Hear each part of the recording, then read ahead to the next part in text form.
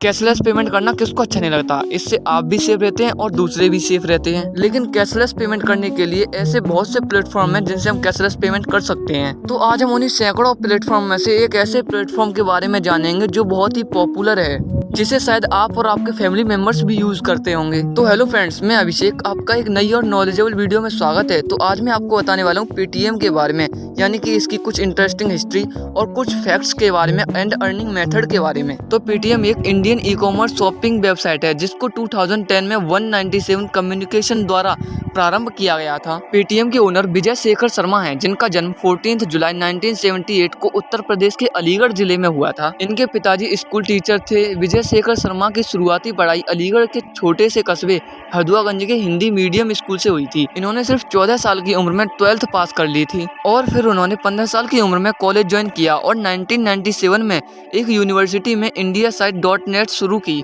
और इसे 2 साल बाद $10 लाख में बेच दिया। अब इन सब के बाद विजय शेखर शर्मा ने हायर एजुकेशन के लिए दिल्ली कॉलेज ऑफ इंजीनियरिंग में एडमिशन लिया। अब इनके आगे बहुत परेशानियां आई, लेकिन इनके सामने अंग्रेजी सबसे बड़ी परेशानी थी, क्योंकि ये बचपन से ही हिंदी मीडियम स्कूल में पढ़े हुए थे। लेकिन अंग्रेजी ना आने की वजह से उन्होंने अपना आत्मविश्वास नहीं खोया। विजय एक मिडिल क्लास फैमिली से थे। उन्हें एक एक रुपए की अहमियत पता थी, क्योंकि उनके पास ज्यादा पैसे नहीं हुआ करते थे, लेकिन सभी को ज्यादा से ज्यादा पैसों की जरूरत होती है, इसीलिए उन्हें भी ज्यादा पैसे चाहिए थे। तो जब वह पढ़ाई कर रहे थे तो उन्होंने पार्ट टाइम जॉब करने के बारे में सोचा, जिससे थोड़े बहुत रुपए आ सकें। तभी उन्होंने पढ़ाई के दौरान ही अपने दोस्त के साथ मिलकर एक बिजनेस शुरू किया और फिर उस बिजनेस को कुछ समय बाद अमेरिकन कंपनी लोटस इंटरवर्क्स को बेच दिया और अपनी ही कंपनी में नौकरी करने लग गए। इससे उन्हें बहुत अच्छा खासा मुनाफा हुआ। करीब 1 साल बाद कुछ अलग करने के लिए इस कंपनी की नौकरी को छोड़ दिया। नौकरी छोड़ने के बाद एक नई कंपनी शुरू की जिसका नाम 197 रखा, लेकिन यह कंपनी ठीक से नहीं चल पाई और फिर उस कंपनी की वजह से उन्हें काफी घाटा झेलना पड़ा। अब उनके हालात इतने खराब हो चुके थे कि उन्हें एक एक पैसे बचाने के लिए काफी मेहनत करनी पड़ रही थी। बस का किराया बचाने के लिए वो पैदल चलते थे, लेकिन उन्हें कंप्यूटर रिपेयर करना आता था और फिर वो कंप्यूटर रिपेयर करके अपना गुजारा कर रहे थे। विजय को एक एक पैसा बचाना बहुत मुश्किल लग रहा था, क्योंकि उन्होंने देखा कि चाहे ऑटो वाला हो या दुकान वाला या फिर रिक्शे वाला, उन्हें टूटे पैसे के लिए बहुत परेशान होना पड़ता था। और फिर यहीं से उनको कैशलेस पेमेंट का आइडिया आया। अब विजय शेखर शर्मा को एक पेमेंट ऐप बनाने का आइडिया तो आ गया, लेकिन ऐप डेवलपिंग करने के बारे में उन्हें ज्यादा नॉलेज नहीं थी। फिर भी उन्होंने हार नहीं मानी और अपने खाली समय का उपयोग सॉफ्टवेयर कोडिंग सीखने में किया।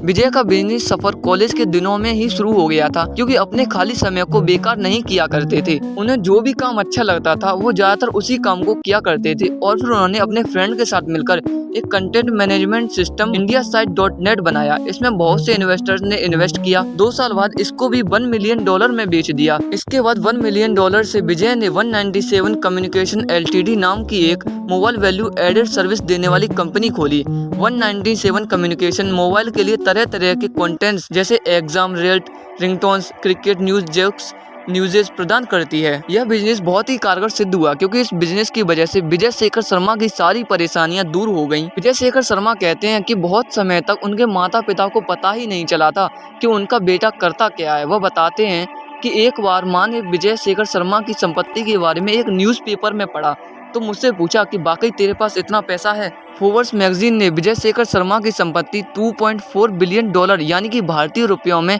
लगभग 1.25 खरब रुपए बताई गई है। पेटीएम की शुरुआत के बाद से ही विजय शेखर शर्मा की जिंदगी दिनों दिन बदलती जा रही थी और पेटीएम भी दिनों दिन ऊंचाइयां छूता जा रहा था। लेकिन नोटबंदी की वजह से विजय शेखर शर्मा की किस्मत एकदम खुल गई, क्योंकि पेटीएम की शुरुआत को ज्यादा समय नहीं हुआ था। तब यह सिर्फ mobile recharge, DTH recharge, ticket booking कर सकते थे। ये बात है 2016 की, जब एक दिन अचानक बड़े नोटों को बैन कर दिया और डिजिटल पेमेंट को बढ़ावा दिया। उस समय डिजिटल पेमेंट के नाम पर सिर्फ पेटीएम ही याद आता था, तो उस वजह से भी पेटीएम का यूजर बेस बहुत तेजी से बढ़ा। जब पेटीएम को लॉन्च किया गया था तो उस समय सिर्फ पेटीएम से मोबाइल रिचार्ज और DTH रिचार्ज किए जाते थे। फिर धीरे धीरे बिजली बिल, गैस बिल के साथ साथ डिफरेंट पोर्टल की रिचार्जिंग और बिल पे करने लगी और उस वजह से पेटीएम का यूजर बेस बहुत तेजी से बढ़ने लगा। पेटीएम ने 2012 में भारत के ई कॉमर्स मार्केट में एंटर किया। फिर ये फ्लिपकार्ट, अमेज़न और स्नैपडील के कारोबार की तरह सुविधाओं और उत्पादों को उपलब्ध कराने लगी। उसके बाद आज तक यह prepaid mobile recharge, DTH recharge और शॉपिंग के लिए भारत की सबसे पॉपुलर ऑनलाइन प्लेटफॉर्म बन गया है और इसकी एंड्रॉयड और iOS एप्लीकेशन को सबसे पॉपुलर ऐप्स के बीच में रखा गया है। अक्टूबर 2013 में नीलम वेंचर्स ने पेटीएम में $10 मिलियन इन्वेस्ट किए और 2014 से पेटीएम ने अपने पोर्टफोलियो का विस्तार करना शुरू कर दिया।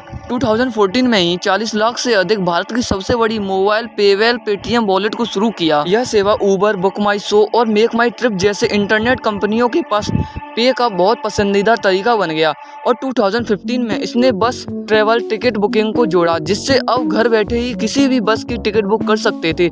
इसके बाद ही पेटीएम दिनों दिन तरक्की करता रहा। फिर पेटीएम को अलीबाबा समूह से भारी भरकम इन्वेस्टमेंट प्राप्त हुई, जहां उसमें रणनीति समझौते के हिस्से के रूप में 40% स्टॉक किया। इसके तुरंत बाद इसे टाटा समूह के एमडी रतन टाटा से समर्थन मिला। अगस्त 2016 में इसने माउंटेन कैपिटल से फंडिंग जुटाई। इस साल के दौरान पेटीएम ने event, movie, flight ticket booking और पेटीएम क्यूआर कोड लॉन्च किया।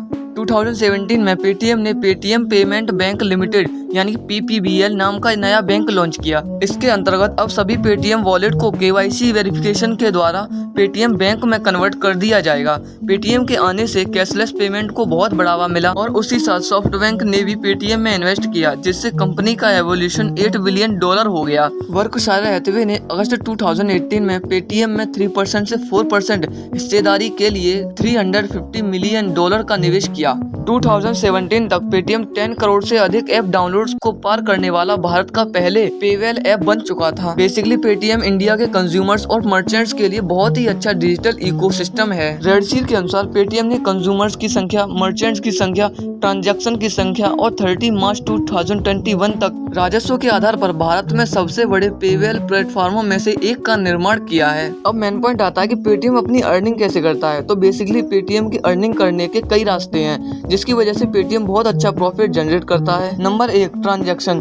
पेटीएम पैसों का लेन देन करने पर कुछ % कमीशन लेता है और वो % GBM के % पर आधारित होती है। Number 2, consumer convenience fees. Consumer convenience fees को पेटीएम कुछ प्रकार के ट्रांजैक्शन करने पर कंज्यूमर से इस तरह की फीस को वसूला जाता है। पेटीएम मर्चेंट से लेन देन चार्ज और उपभोक्ताओं से सुविधा वसूल करके बहुत ज्यादा प्रॉफिट जनरेट करता है, जो आमतौर पर यात्रा, मनोरंजन, टिकटिंग और अन्य कॉमर्शियल बिजनेस के लिए लेन देन रेट से जुड़ा होता है। सॉफ्टवेयर और क्लाउड सेवाओं के लिए पेटीएम अपने मर्चेंट से सदस्यता चार्ज लेता है और कुछ मामलों में पेटीएम मर्चेंट्स के लिए प्रदर्शन और ब्रांड मार्केटिंग अभियान चलाता है और अपने विज्ञापन व्यवसाय के लिए अभियान के आधार पर उनसे चार्ज लेता है। कॉमर्शियल और क्लाउड सेवाओं से प्राप्त राजस्व 2021 तक 25% था। पेटीएम लोन देकर ज्यादा से ज्यादा प्रॉफिट जनरेट करता है, जिसमें कई तरह की लोन्स जैसे personal loan, merchant loan, credit card loan शामिल हैं। पेटीएम इन सभी लोन्स को देकर ज्यादा से ज्यादा इंटरेस्ट लेता है। लेकिन मीडिया रिपोर्ट्स के अनुसार बताया गया है कि अब हर किसी को पेटीएम यूज करने के चार्जेस देने पड़ेंगे, लेकिन अब बिल्स और ट्रांजैक्शन करने के लिए ज्यादा से ज्यादा चार्ज देना पड़ेगा। ये सब करने के पीछे पेटीएम का मेन कारण है प्रॉफिट, क्योंकि पेटीएम पर अभी भी 700 करोड़ रुपए का कर्ज है, इसलिए पेटीएम ज्यादा से ज्यादा प्रॉफिट जनरेट करना चाहता है। अब पेटीएम का यह फैसला सही है या नहीं ये तो पता नहीं, लेकिन एक चीज पता है कि आपको ये वीडियो अच्छी लगी है, और जब वीडियो अच्छी लगी है तो वीडियो को लाइक और चैनल को सब्सक्राइब करना मत भूलिएगा। Thanks for watching.